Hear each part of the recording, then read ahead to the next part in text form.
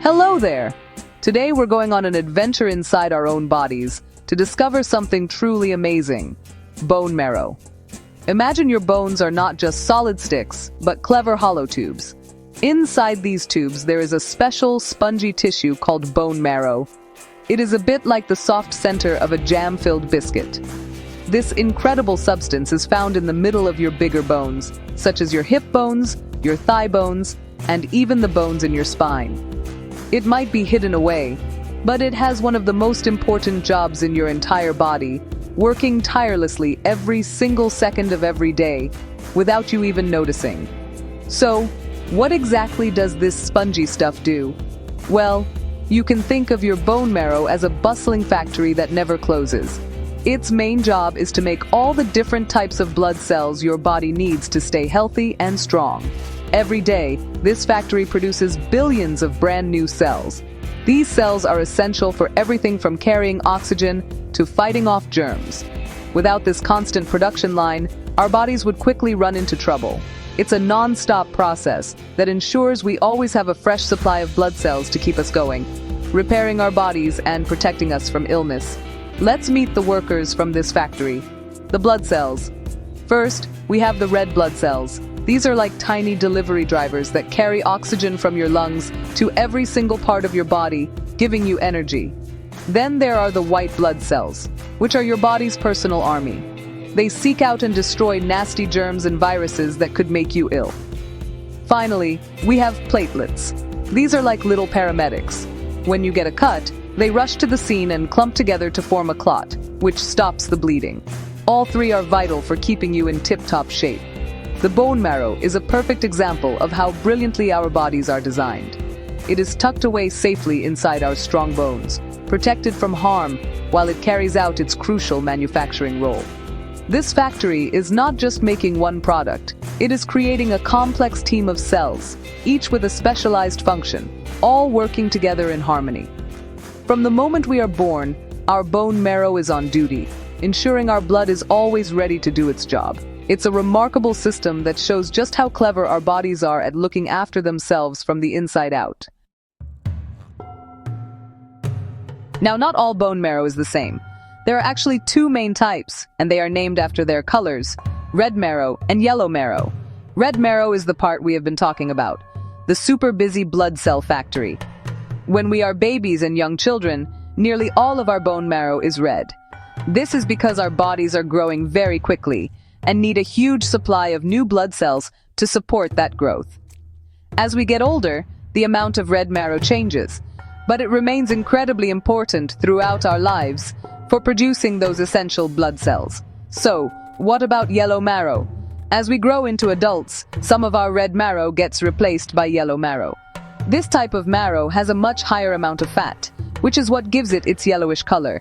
Its main job is not to produce blood cells, but to act as a storage space for fats. You can think of it as a pantry inside your bones, storing up energy that your body can use if it ever needs it. While it doesn't usually make blood cells, it holds a clever secret. In an emergency, like if you lose a lot of blood, yellow marrow can change back into red marrow to help produce more blood cells quickly.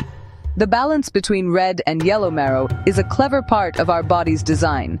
In adults, red marrow is mostly found in the flat bones, like your hip bones, ribs, and skull, and at the ends of long bones, like your thigh bone. These are the key sites for blood cell production in adulthood. Yellow marrow fills up the central part of these long bones. This arrangement ensures that the most active factories are located in protected areas, while the rest of the space is used for energy storage, which is also very useful for keeping our bodies running smoothly.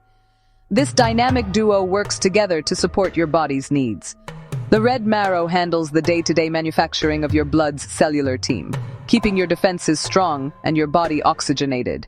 Meanwhile, the yellow marrow acts as a quiet but ready reserve, storing energy and standing by to jump into action if the body sends out an emergency signal for more blood cell production. It is a fantastic example of how our bodies adapt as we age, ensuring we have exactly what we need when we need it to stay healthy and active. Sometimes the bone marrow factory can stop working properly. This can happen for several reasons. Certain illnesses, like leukemia, which is a type of blood cancer, can cause the marrow to produce faulty, cancerous cells instead of healthy ones.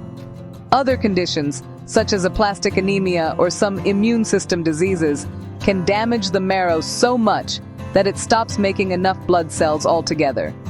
When this happens, a person can become very unwell, as their body no longer has the red cells, white cells, and platelets it needs to function. In these situations, doctors might suggest a bone marrow transplant. A bone marrow transplant is a special medical procedure to replace damaged or diseased bone marrow with healthy new marrow. The goal is to give the person a brand new, functioning blood cell factory that can start producing the healthy cells their body needs. Before the transplant, the patient often receives high doses of chemotherapy or radiation.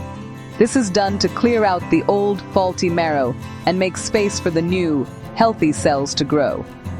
It is a bit like preparing the ground before planting new seeds in a garden.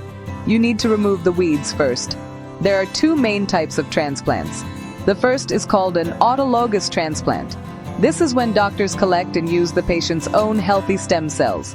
These cells are taken from the patient's blood or marrow before the high-dose treatment begins, stored safely, and then given back to the patient afterwards. This type of transplant is often used for certain cancers, like lymphoma or myeloma. It helps the body recover its ability to make blood cells after the intensive treatment has finished, using its very own cells to rebuild the factory. The second type is an allogeneic transplant. This is when the new, healthy bone marrow cells come from another person, called a donor. The donor needs to be a very close match to the patient, which means their body tissues are genetically similar. Often, a brother or sister is the best match, but sometimes a volunteer donor from a registry is needed.